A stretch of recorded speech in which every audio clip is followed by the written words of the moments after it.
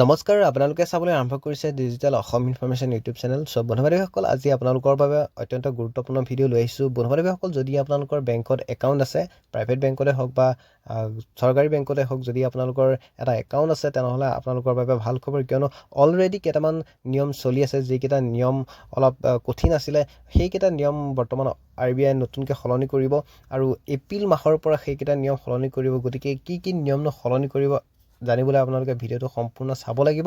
আৰু যদি মোৰ চেনেলটোত পোনপ্ৰথমবাৰৰ বাবে ভিজিট কৰিছে তেনেহ'লে এই চেনেলটো ছাবস্ক্ৰাইব কৰি কাষত থকা বেল আইকনটো প্ৰেছ কৰি দিব। এনেকুৱা ধৰণৰ ইনফৰমেশ্যন আপোনালোকে লাভ কৰি থাকিব। বন্ধু-বান্ধৱীসকল, প্ৰথম খবৰটো হৈছে যে যদি আপোনালোকৰ বেংকত এটা একাউণ্ট আছে আৰু আপোনালোকে ইতিমধ্যে গম পায় যে আপোনালোকে কিমানখিনি চাৰ্জেছ আপোনালোকে বেংকত দিব লাগে। আপোনালোকে পাৰ ট্ৰেনজেকশ্যনৰ প্ৰতি আপোনালোকে চাৰ্জেছ দিব লাগে, বা আপোনালোকে কোনো ধৰণৰ ট্ৰেনজেকশ্যন নকৰিলেও আপোনালোকে বেংকত আপোনালোকে চাৰ্জেছ দিব লাগে। এইটো আপোনালোকে অট'মেটিকেলি সেইটো বেংকে কাটি লৈ যায়। আৰু ATM-ৰ পাৰ ট্ৰেনজেকশ্যনত আপোনালোকে চাৰ্জেছ দিব লাগে। গতিকে এই ট্ৰেনজেকশ্যনৰ যিখিনি চাৰ্জেছ আছে সেই চাৰ্জেছখিনি বেংকে কাটি লৈ যায়। আৰু এতিয়া RBI নতুন যিটো পলিচি আনিছে বা যিটো নতুন নিয়ম আনিছে, সেই নিয়মটোত আপোনালোকে কোনো ধৰণৰ চাৰ্জেছ ওপৰেঞ্চি দিব নালাগে, বা আপোনালোকে ট্ৰেনজেকশ্যন চাৰ্জেছ আপোনালোকে দিব লাগিব কম পৰিমাণে। কিন্তু আপোনালোকে যদি আপোনালোকৰ বহুদিন আগতে এখন পাছবুক খুলি থৈছিলে আৰু আপোনালোকে বহুত দিন হ'ল তাৰ মাজতে কোনো ধৰণৰ ট্ৰেনজেকশ্যন কৰা নাই, তেতিয়া কোনো ধৰণৰ আপোনালোকে ফাইন বা আপোনালোকে চাৰ্জেছ দিব নালাগে। কিন্তু এনেই আপোনালোকে দি থাকিব লাগে। প্ৰাইভেট বেংকতো সেইটো বেছি হয়, প্ৰাইভেট বেংকত ফাইনটো বেছি হয়, কিন্তু চৰকাৰী বেংকত তাতকৈ অলপ কম হয়। যদিও আপোনালোকে চাৰ্জেছ দিব লাগে, সেইটো আপোনালোকৰ পাছবুকতে হওক বা আপোনালোকৰ ATM-এ হওক, দুইটা আপোনালোকে যদি ট্ৰেনজেকশ্যন কৰে তেনেহ'লে আপোনালোকে চাৰ্জেছ এতিয়াৰ পৰা কম দিব লাগিব। আৰু 2 নম্বৰ খবৰটো হৈছে যে যদি আপোনালোকে আগতে লোন লৈছিল বা এতিয়াও লোন আপোনালোকৰ চলি আছে, আপোনালোকৰ যিটো সময়মতে EMI আছে, যদি আপোনালোকে সময়মতে EMI পৰিশোধ নকৰে তেনেহ'লে আপোনালোকৰ ফাইন লাগে। সেইটো প্ৰাইভেট বেংকত অকণ বেছিকৈ ফাইন লাগে, চৰকাৰী বেংকত ফাইনটো কম লাগে। সেইটো আপোনালোকে গম পায় যাৰ লোন আছে।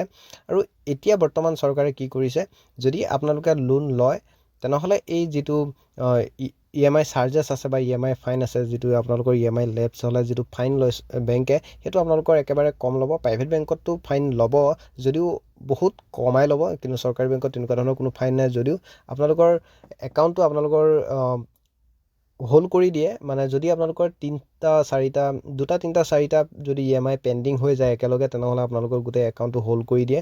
কোনো ধৰণৰ পইচা আপোনালোকে উইথড্ৰ ডিপ'জিট কৰিব নোৱাৰে। একাউণ্টত যিখিনি পইচা আছে সেই গোটেই পইচাখিনি হোল্ড কৰি দিয়ে।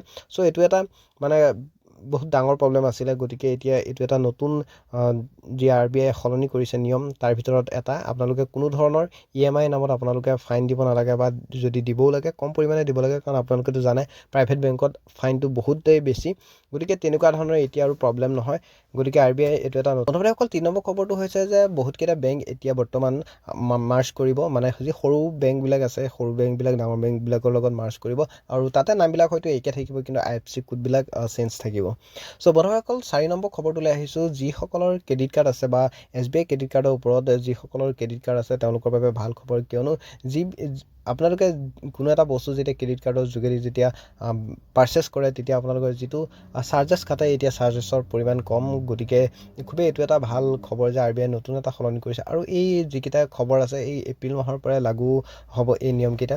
গতিকে বন্ধু-বান্ধৱীসকল, আপোনালোকক এই কেইটা ইনফৰমেশ্যন দিলোঁ। যদি ভিডিঅ'টো ভাল লাগিলে লাইক কমেণ্ট শ্বেয়াৰ কৰিব, আৰু যদি নতুন আহিছে চেনেলটো ছাবস্ক্ৰাইব কৰি যাব। এনেকুৱা ধৰণৰ ইনফৰমেশ্যন আপোনালোকে লাভ কৰি থাকিব।